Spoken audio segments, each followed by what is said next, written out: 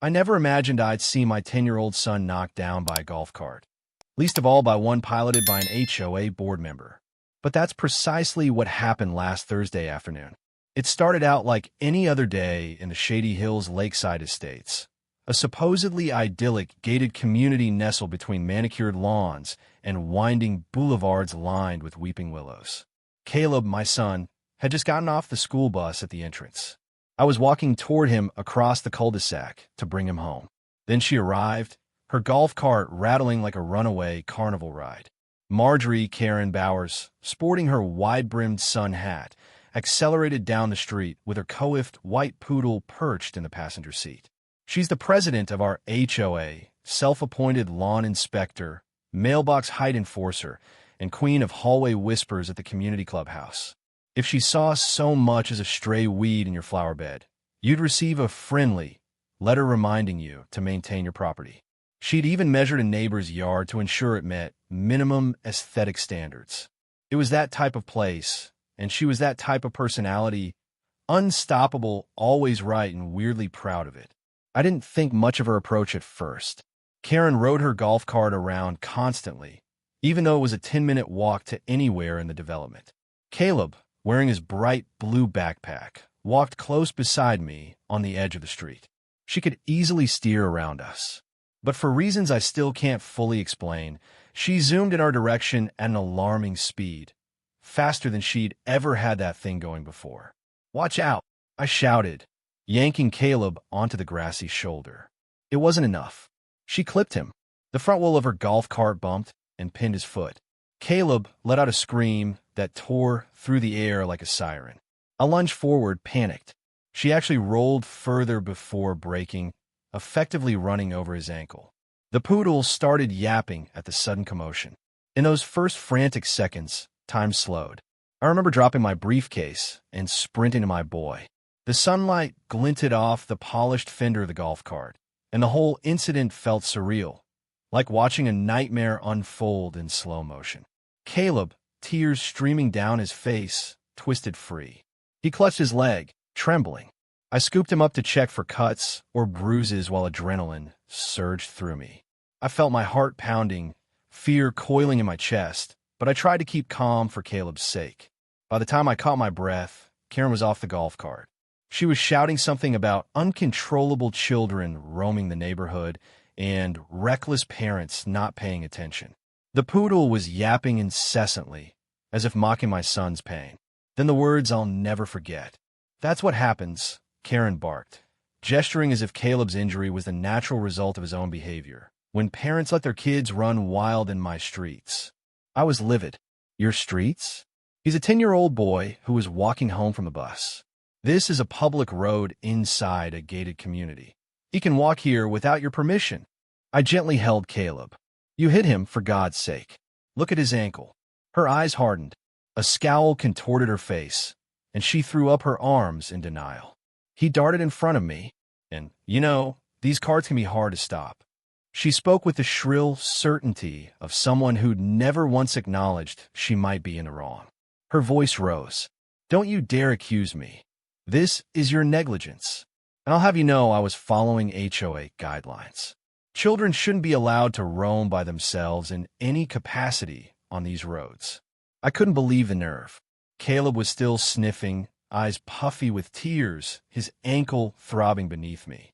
Fear and anger twisted inside me, but I forced myself to remain as composed as possible. I took a deep breath, my temples throbbing. "If there's any justice in this place," I said, speaking through clenched teeth, "you'll be responsible for the medical bills. You just ran over a child. How can you possibly stand there and act like you did nothing wrong?" Karen's eyes flicked down to my hand, which was curled into a tight fist. I could feel rage in my bones.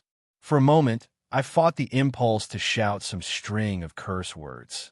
Then, seeing something in my face, she softened, but only slightly. Look, I'm very sorry this happened," she said, her tone contrived. "Of course I'll speak with the HOA about it." Her phone buzzed in her hand, and she typed something quickly as if sending a text. "We'll figure out a solution. But let's not jump to conclusions about fault." The apology portion of her statement was overshadowed by her persistent shift of blame. I scooped up my briefcase and put my arm around Caleb's shoulder. "We're going to get you some ice at home," I said softly to him. Then I turned to Karen once more. "I don't want any trouble, but you can't just mow people down. This has to be settled." She jutted her chin forward. "I have to take care of my poodle. I'm the victim here. You startled me, and your son was in the way. If you want to talk, you know where to find me." Her voice dripped with contempt as she climbed back onto her golf cart. I clenched my teeth until my jaw ached. I had no idea how much worse things were about to get. 30 minutes later, I was in our living room, pressing an ice pack against Caleb's swollen ankle. My wife, Linda, was bent over him, gently examining the bruising with concern. A protective mother hen, if ever there was one, Linda was close to tears. We'd managed to calm Caleb, and while he was still rattled by the incident, there didn't seem to be any broken bones, just a nasty sprain.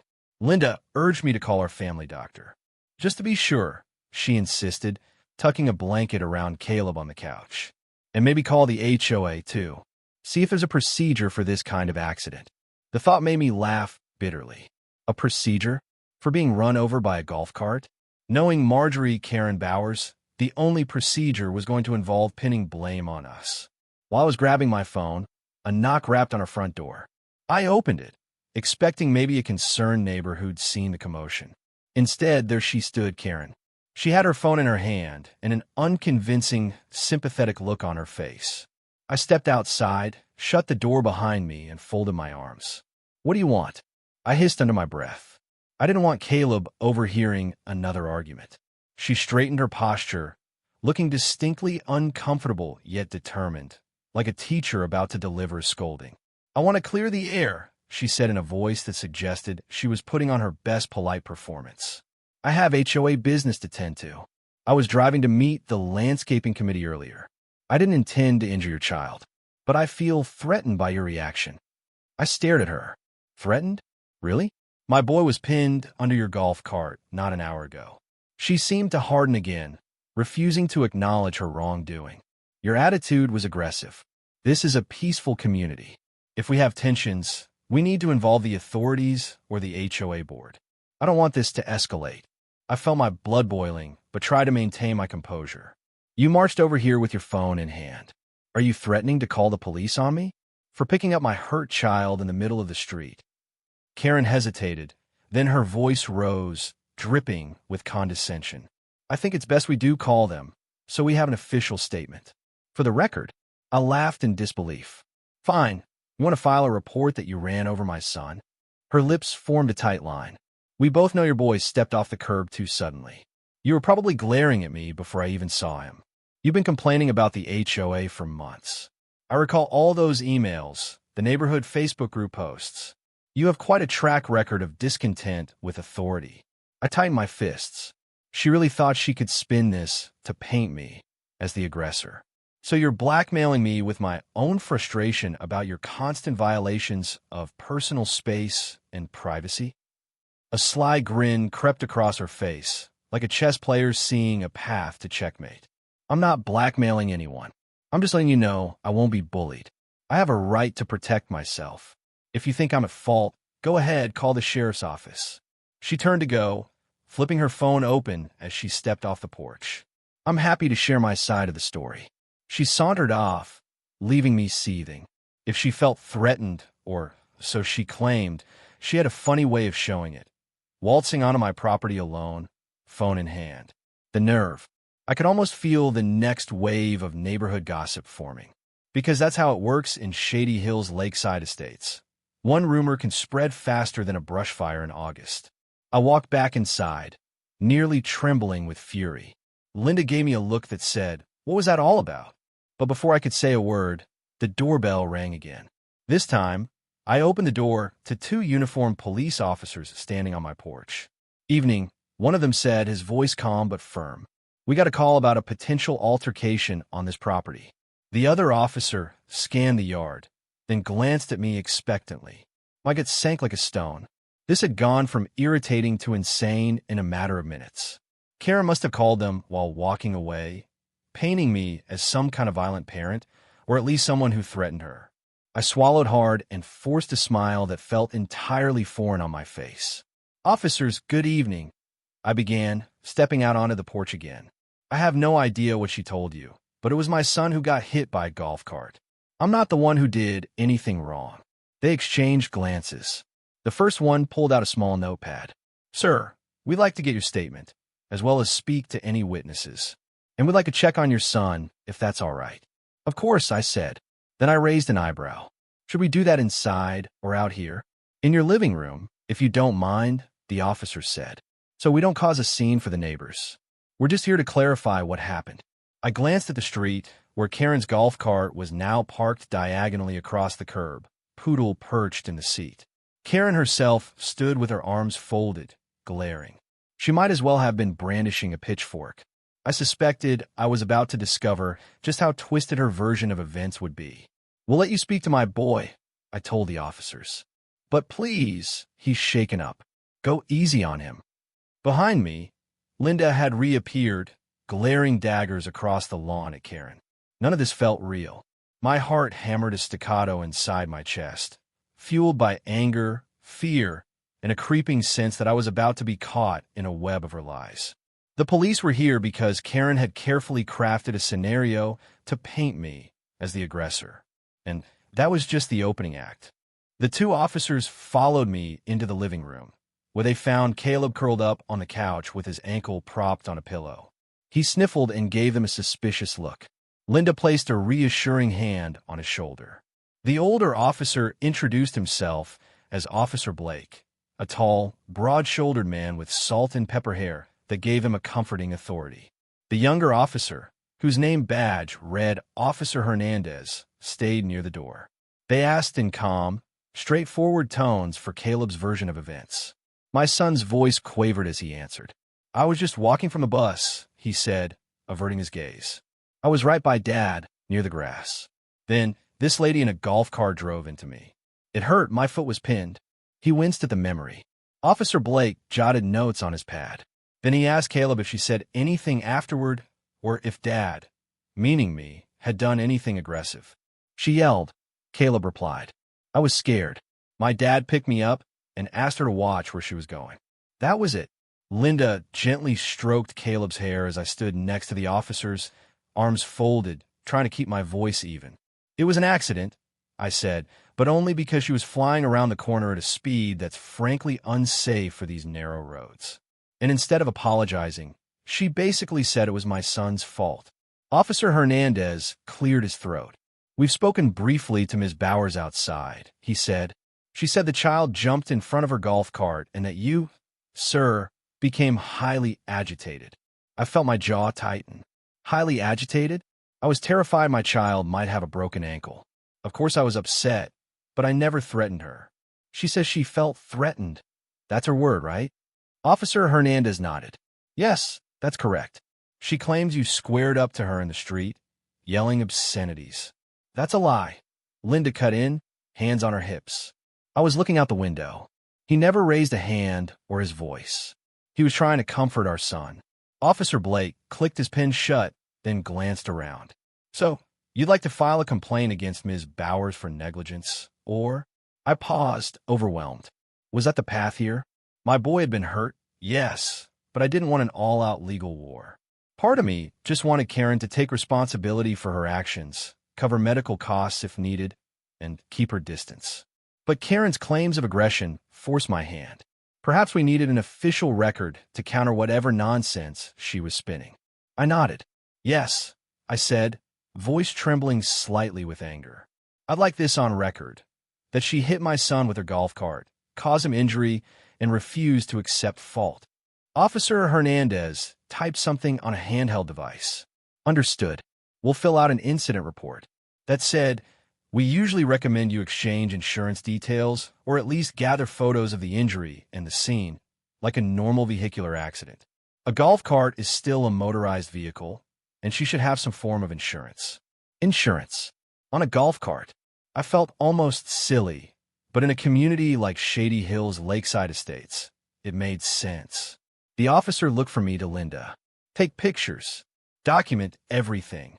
Linda nodded vigorously. I let out a slow breath, feeling the tension in my chest. Part of me worried Karen might weaponize the HOA's authority in some twisted form of retribution. Or worse, she might double down and press charges for a made-up assault. My mind whirled with all the possible outcomes. What about her claim that I threatened her? I asked. Officer Blake shrugged. She said she'd like to file a claim for assault, but she has no physical evidence, and her only statement is that you yelled at her. We'll note it, but it's not going anywhere without proof or a credible witness. We're not citing you for anything. At least that was a relief. The officers spoke quietly to each other, then started toward the door. As they stepped outside, I saw Karen standing in the yard, waiting for her turn. She approached the officers, arms flailing in an animated display. I could overhear words like aggressive father, and I felt my life was in danger. The poodle yipped in her arms. Officer Blake gave a subtle sigh. He had the air of someone who had already heard it all. In the sunlight, Karen's face looked contorted with indignation. She was in full performance mode. Before they drove off, Officer Hernandez returned to me once more. Look, sir, I'd advise you to gather your side of the story and maybe consult legal advice.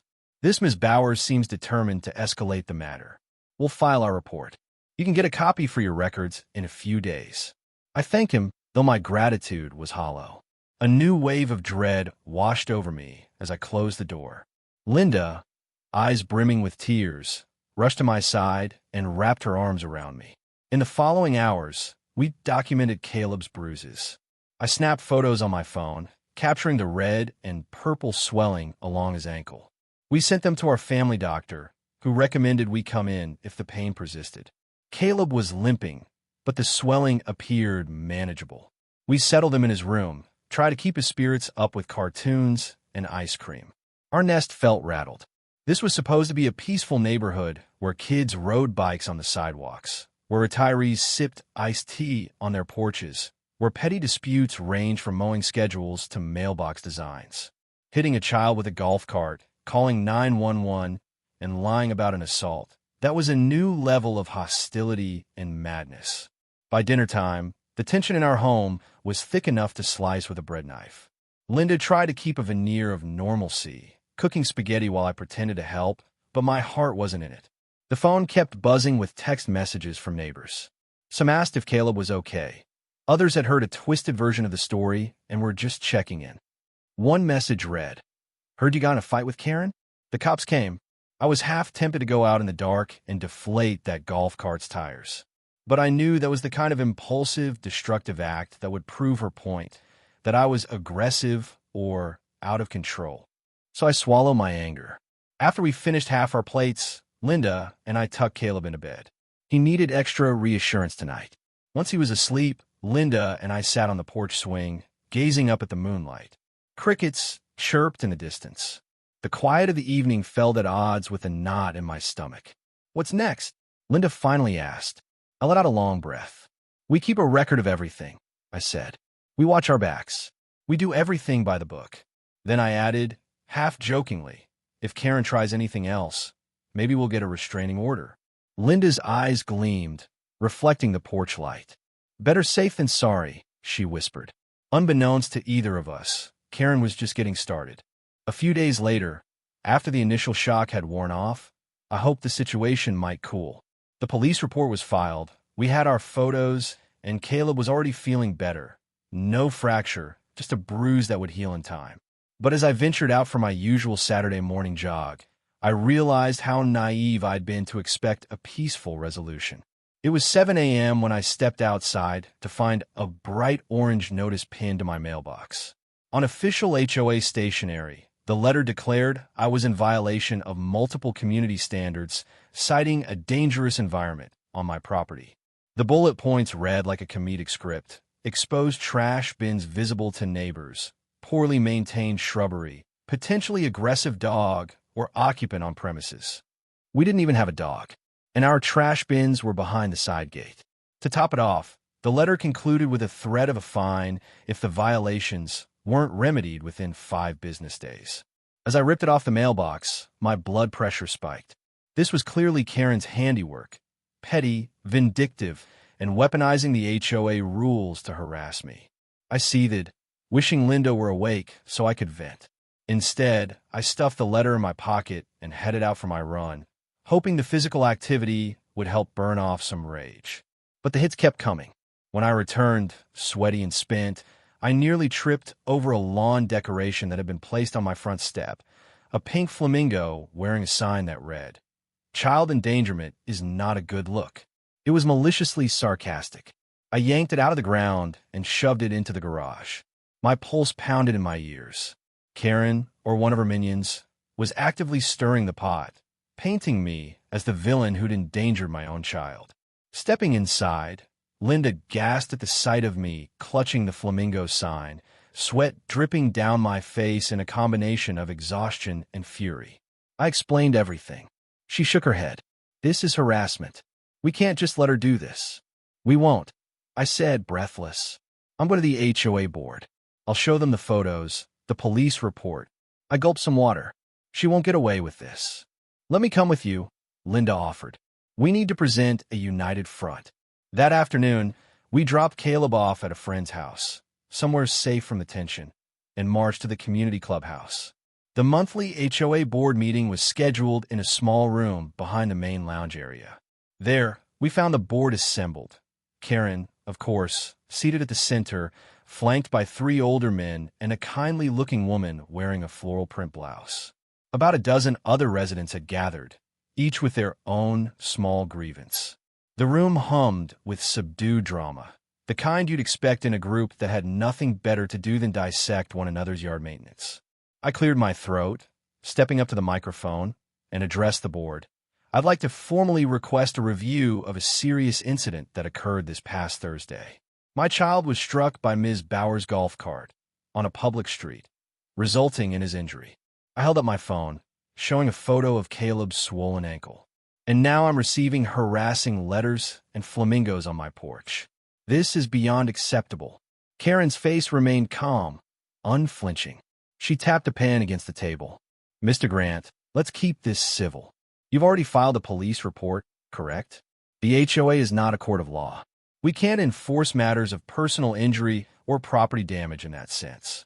But you are citing me for bogus violations," I countered, brandishing the orange notice.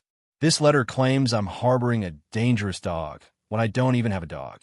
An older man with silver hair, Mr. Callahan, adjusted his glasses. "I wasn't aware of that notice. Did you sign off on this, Karen?" She shrugged casually. "I sign off on many notices. If there's a safety concern in the community, we have to act." She pressed her palms together in mock concern. "Perhaps there is confusion about who owns the dog next door to you. We can rectify that." I felt my voice quiver with anger. "Confusion? This is exactly the intimidation tactic I'd expect from you. Let's not pretend this is some administrative slip-up." A murmur spread among the residents. Some shot sympathetic glances my way. Others leaned in, eager for the gossip. The woman in the floral blouse tapped her pen. "Let's settle this calmly. Mr. Grant, you believe Ms. Bowers is abusing her position, correct?" "Yes," Linda jumped in. "And we have evidence from the police that Ms. Bowers is responsible for my son's injury. She's also filing false claims against my husband." Karen's composed mask cracked slightly. "I never filed false claims.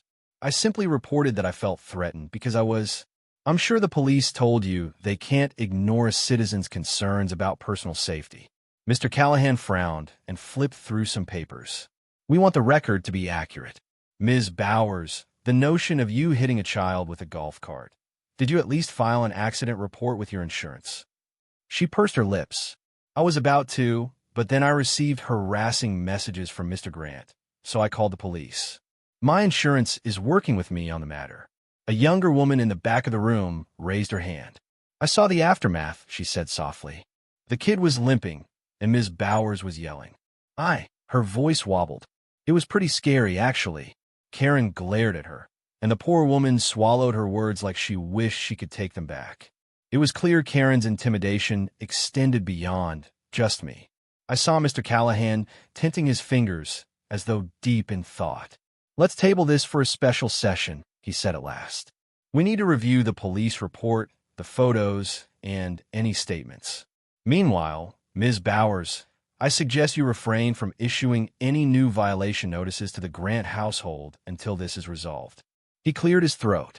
Let's keep the peace, everyone. The meeting moved on to other agenda items: sidewalk repairs, pool hours, a new flower planting schedule, while Linda and I fumed at the back. I felt sick. Karen had managed to weave her story into official channels, ensuring everything would be under review and no immediate action would be taken. We were stuck in procedural limbo while she continued to scheme. As we left, Karen gave me a smile as thin as a razor's edge, as if to say, "We're not finished yet." And deep down, I knew she was right. A week later, the tension reached its boiling point. In the time since the HOA meeting, Karen had grown more brazen. She'd posted in the community's online message board about parents who can't control their children, with a not-so-subtle reference to an altercation involving a dangerous individual. One of Linda's friends, who had access to the forum, sent us screenshots. Karen's words dripped with insinuation that I was a menace, twisting the narrative that Caleb had recklessly dashed into traffic. The comments section quickly devolved into arguments and speculation. Some neighbors sided with me, outraged by Karen's nerve. Others blindly supported her, praising her courage for speaking up about safety. Then came a 911 call that set off the final confrontation. It was around dinner time.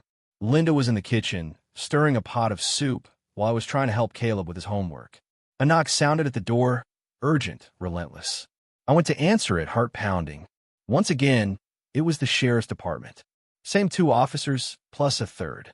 Anxiety clenched my stomach. Officer Blake stepped forward, expression grim. "Mr. Grant, we received a call from Ms. Bowers. She claims you trespassed on her property, threatened her life, and attempted to break into her garage." My jaw dropped. That's what? I've been here the entire evening. I haven't stepped foot near her house. Linda rushed up behind me. "He's been with me," she insisted, voice shaking. "This is insane." The second officer, Hernandez, gave me a scrutinizing look. Ms. Bowers sounded very upset. She said she saw you lurking around her windows and that she heard you say you'd get revenge. I felt my gut twist. This was a blatant fabrication. She was baiting the police, manufacturing an emergency.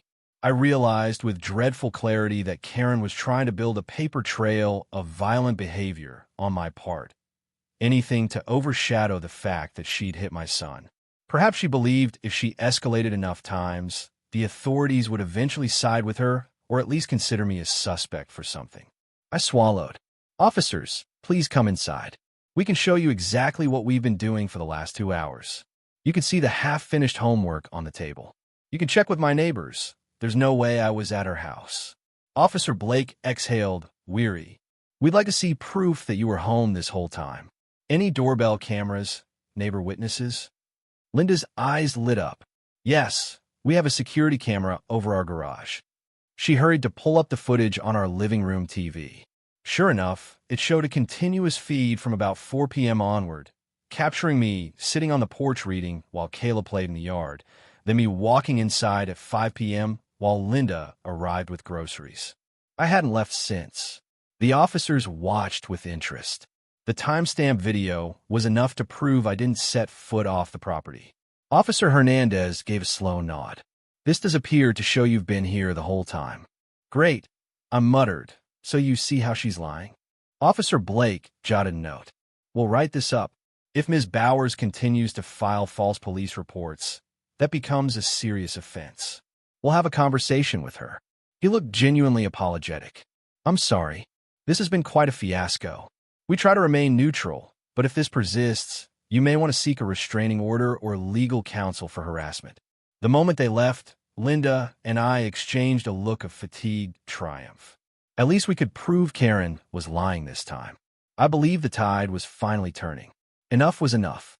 The very next day, we submitted all our documentation to a local attorney who specialized in personal injury and HOA disputes. We handed him the police report about Caleb's accident, photos of the bruises, the security footage exonerating me from Karen's bogus claims, and all the threatening notices. He shook his head in disbelief as he flipped through the file. "I see this more often than you'd think," he remarked.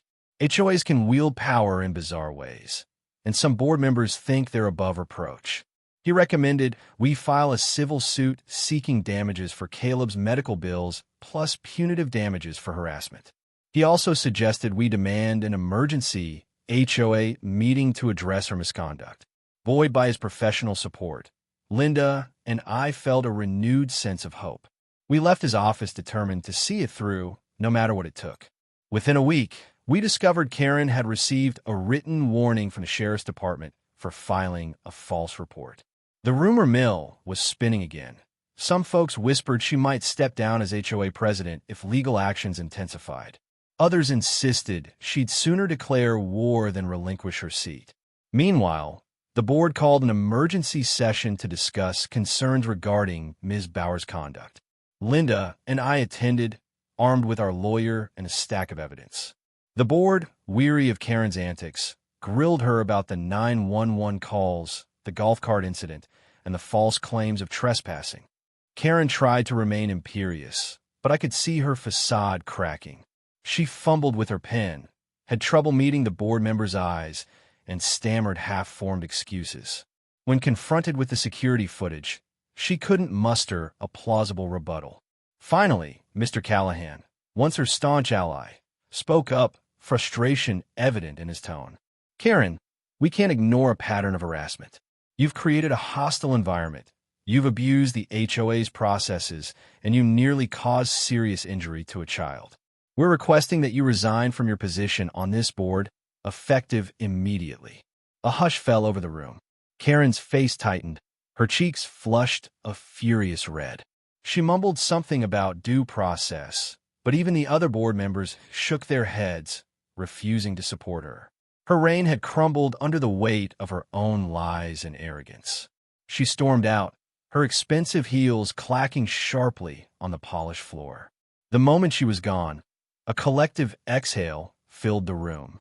Linda gripped my hand, and we exchanged a relieved smile. The board apologized to us for the ordeal and committed to making sure our child's injuries would be covered under Karen's liability insurance. As we walked outside, the evening air felt sweeter than it had in weeks. No golf cart was parked outside, no yapping poodle to break the silence. I glanced back at the empty space where Karen had driven away. Part of me was still rattled, but it was over. We'd stood up to the toxic HOA president who tried to blame her own reckless behavior on us. My son was safe, and the truth had finally won out. Linda slipped an arm through mine. "Guess we'll be seeing a new face at the next HOA meeting," she joked. I chuckled, leading her toward the car. "I certainly hope so." We drove home, where Caleb, still limping just a little, raced out to hug us. Though we were all shaken by the experience, the sense of relief was palpable. There, under the warm porch light, we promised to move forward stronger and wiser, ready to enjoy the neighborhood we once believed to be a haven. And if Karen ever drove her golf cart near us again, at least we'd know exactly how to protect ourselves from her lies. The end.